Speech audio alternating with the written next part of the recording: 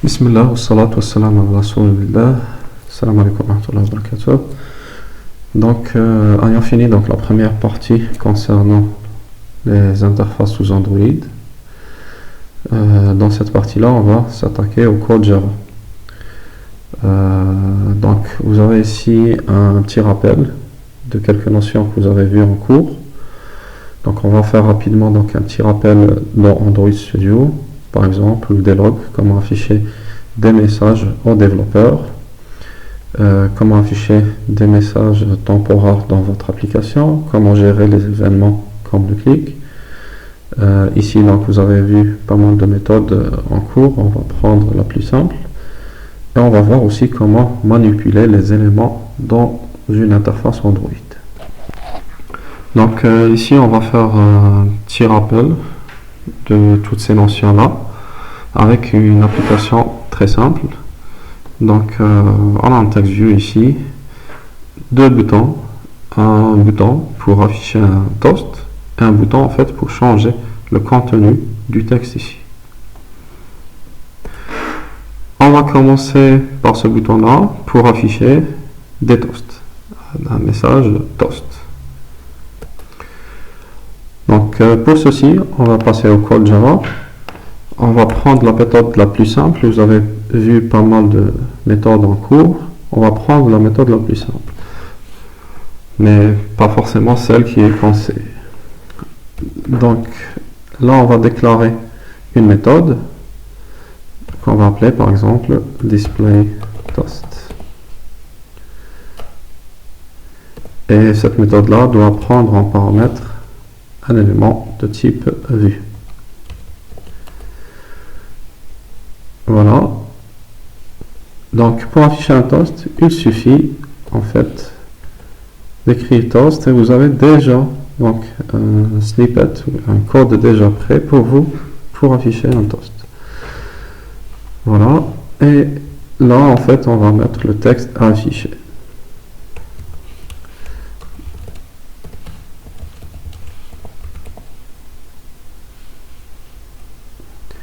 Et ce paramètre-là, c'est la durée de l'affichage de votre message. On va la mettre à long.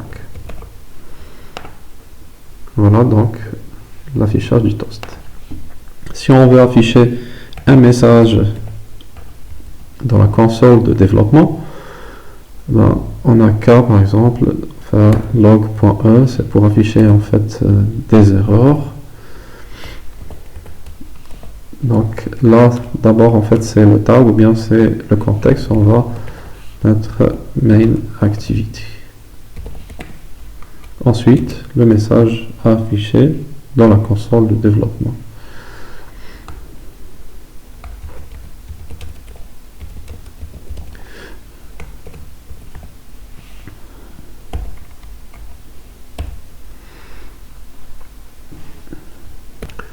Une fois cette méthode déclarée ici, on vient au code XML. On va juste rajouter l'attribut onClick qui va faire appel à la méthode displayToast. Si on lance notre programme maintenant, donc il est en train de s'exécuter en arrière-plan.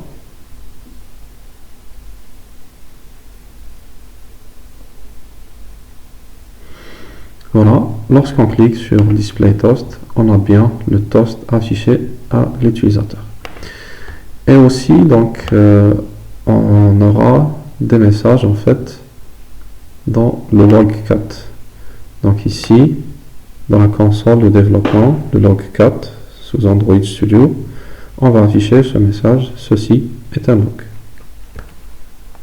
Pour implémenter le comportement du deuxième bouton qui change en fait le contenu de ce texte là, on doit rajouter un identificateur unique à notre texte.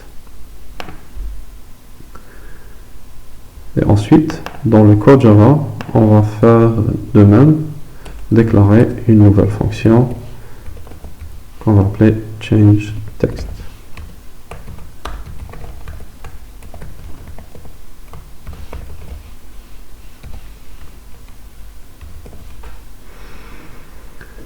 ici, on doit faire pas mal de choses. La première des choses, c'est en fait de récupérer l'élément à partir de l'interface. Donc la récupération, généralement, on la met dans la méthode onCreate. On va déclarer notre text view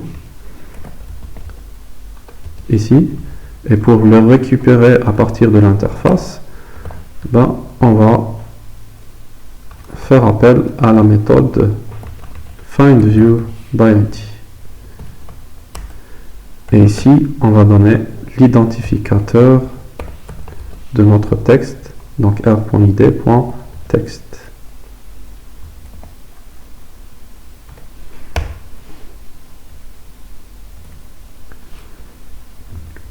Donc là, une fois récupéré, le changement de texte sera très facile pour nous.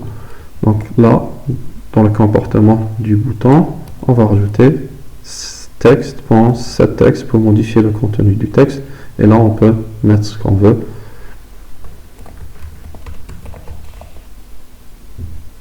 Voilà. Donc là, on a un petit warning. Il faut ressortir tout ce qui est chaîne de caractères dans le fichier strings.xml. On revient au code XML et on fait appel à notre méthode.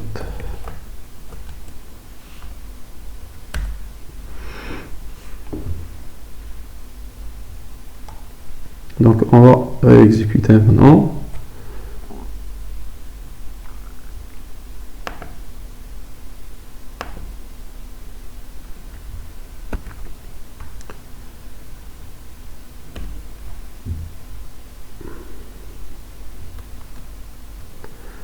Donc voilà, maintenant si on clique sur le bouton Change Text, on va changer le contenu du texte. Et on peut faire ce qu'on veut avec les éléments de l'interface. On peut changer la couleur, on peut changer la position.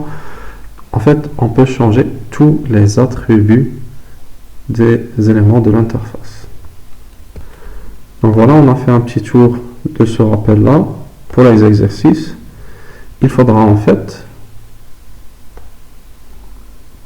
pour le premier exercice, créer une application quiz qui contient une seule question.